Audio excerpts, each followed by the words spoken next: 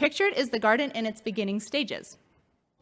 This area has a food insecurity rate of 19.9%, and it is surrounded by the 3 highest food insecurity zones in the valley of 27.5, 23.2, and 21.5%. Collaboration has been a highlight of our program. NACD CEO Jeremy Peters, while commenting on recipients of the grant, said that when he thinks of collaboration and partnership, he thinks of our program. Another example of collaboration at the garden is from a local high school with a licensed nursery, West Career and Technical Academy. They've grown seasonal seedlings for the garden, and planting was assisted by their PACE students, standing for Programmed Approach to Career Education. PACE is a mentoring program that provides workforce development skills for young adults with disabilities. They grew 500 winter crop seedlings for the garden and are growing 500 additional for the spring. This is the Zion Choice Neighborhood Community Garden Park during its construction. In addition to a permeable walkway that surrounds the garden, the City of North Las Vegas has also donated a wrought iron fence, a large covered patio, and concrete for future park benches. In addition to hoop houses, the USDA Natural Resources Conservation Service is also working with the Nevada Division of Forestry to obtain trees for the garden. In closing, I'd like to share with you our big vision for this garden and other projects like this. We call it our concept car, and we all know what that means. It means it's amazing, it has features you've never seen before, and you're not sure when it's going to come out. But you want one. Designed by State Renewable Energy, this urban agriculture center would have features such as a community orchard, solar power, hydroponics, automation, and a STEM learning lab. This type of expansion would take additional partnership and support, but it is not out of reach. The Zion Garden Park Agricultural Assistance Program is hopefully just the first step in reaching the full potential of urban agriculture in our region. It is estimated that by 2050, worldwide food demand will increase over 60%, and urban populations are projected to rise from 50 to 80%. We certainly know about increasing populations in southern Nevada. What role do you think urban agriculture plays in a sustainable community and in preparing for these rising demands? There's a little over 7 billion people living on the planet today. Within the next 25 years, there'll be over 9 billion. When Mark Twain was writing, which is not that long ago, there wasn't even 1 billion people living on the planet. So in a little over 100 years, the population of the planet has skyrocketed. For 190,000 years, our species were hunter-gatherers, and then 10,000 years ago, we sat down and started growing food, and agriculture began. And there's no doubt in my mind that 2010, 2000, this time, is going to be known as the advent of urban agriculture and how that changed the game on the planet for everyone in it. Because until we start growing hydroponically and aquaponics and aeroponics and growing at faster paces, more food in smaller areas, conserving water, and so on, we won't be able to feed the 9 billion people on the planet. From our perspective, in our school district, which is the 5th largest in the United States, now 160 schools have school gardens. We're in 110 of those schools.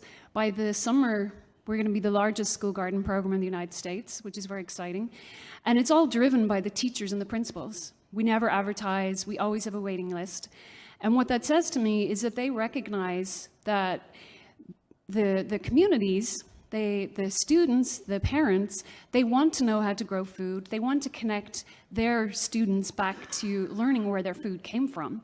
Because in 1900, 2% of our country lived in cities, and the rest of us were farmers. And today, over 80% of the population lives in cities. We have disconnected from our food, and at the same time, we have an epidemic of obesity in our country, where 68% of Americans are either overweight or obese. So I have no doubt that urban agriculture is here to stay, and it's going to grow in a very substantial way, and I'm excited about that.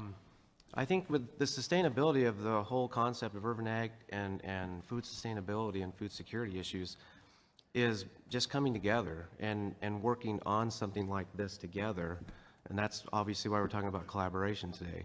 But too many times, I think individually as organizations, we try to do what we feel is the best, and sometimes it's not as easy to work together on a project. where we all come together and we all throw our hats in and we work together on certain things.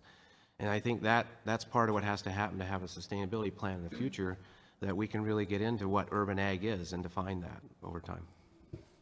Drawing on progress already seen from the Zion Garden project, how have you seen community engagement improve as a result of this community garden? Well, on the onset of receiving the Choice Neighborhood Initiative grant, the bulk of that was surveying the community and reaching out to the community and see what they want in their neighborhoods, because it is about revitalizing where they live.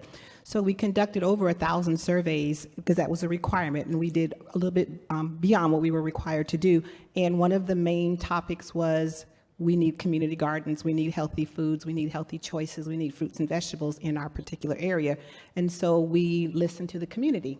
And Zion was always wanting to do that project as well, so it kind of just worked out, and we held a lot of our engagement meetings at the actual church, so we were able to see this from birth, conception, and now to what you see today. Even if you see the pictures today, you can actually see the growth that is there. And so it's just really exciting. The community is excited, and I will be there Saturday morning because it's time for me to put in my spring crop. But when you see people there, they're excited, they're engaged, they want to know more. They have a knack to know, you know what can I plant now so that by the fall it's there, it's ready for me to eat, and I can go out there and pull it. And for those of you that don't know, my day job, I am an administrator at a Clark County School District, and we are partnering with Green Our Earth. And it's the same type of thing with my kids. Our garden is in its conceptual phase right now, and we are in the process of expanding that garden, just like we are out at Zion. So it's great. I'm doing it twofold, and I'm getting the same result. Is teaching people about gardening in children's eyes. They're not going to eat something on their plate. They just go, ugh. But if they have a stake in planting it, growing it, and watching it growing and picking it, then they will eat these because they're curious about the taste. Same things happen with older kids, such as myself. We're curious and we want to know what's growing in our gardens out there, and we're going to be, more involved in it. And it's just a place to meet people. How nice is it you're walking the path around the garden and, someone's at their bed and you're at your bed. Great conversations happen. You learn about people, and you also learn about people who are in your community that you may not have known that even existed or lived there. My next question is going to be to Eric Killian. Eric, it has been said that competition drives innovation. Do you think that collaboration drives innovation? And what is the University of Nevada Cooperative Extension doing to drive collaborative innovation in urban agriculture in our region? That's a long question. I thought that was a little The long. short answer is yes. I do believe collaboration drives innovation, or vice versa. Again, back to what I said earlier, oftentimes we get into our silos and we think we have all the answers to certain problems and issues that occur throughout the county or throughout the region. And we have to come out of those and start talking to each other and working together on things in a collaborative way that everybody gets credit for what they're doing. And it's not, so the competition, we might say in a cooperative extension, we might think we have all the answers to a particular issue. But the reality is there's other people like all of you sitting here that also have answers to those issues. And if we're not competing in a collaborative way, we're not finding out what you're doing, or you're not finding out what we're doing. And then we just go after things individually and separately, where you have great ideas. Why can't we capitalize on those? And maybe we might have resources that could implement some of those things that you might not have the resources for, but you have the great idea and the innovation to make those things happen. So I do agree that competition does drive innovation, but the competition needs to drive the innovation so that we're all working together on projects and using all of our innovation and the great ideas that we all have to make things happen, instead of just individually maybe trying to make those things happen on our own.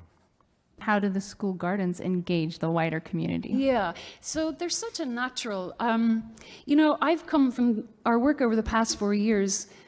I've really come to see the schools as health hubs, community hubs within the community.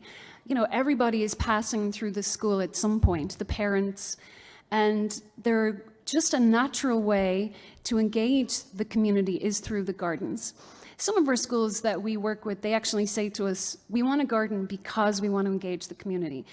Many of our parents do not speak English. They have a hard time figuring out, gosh, how do, these parents, they want to engage with the school, but they don't know how. And so before long, schools like Crestwood, their parent engagement went from like 7% to 70% when they got their garden.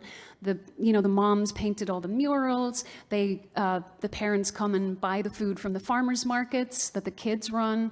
They have harvest parties at tons of our schools, and it's just a fun location. And then from there, you can build, more community engagement. At J.T. McWilliams, parents hang out in the courtyard because it's a nice place to be in the garden there, and they meet with teachers and they talk about their kids' progress, and it's all magic in the garden.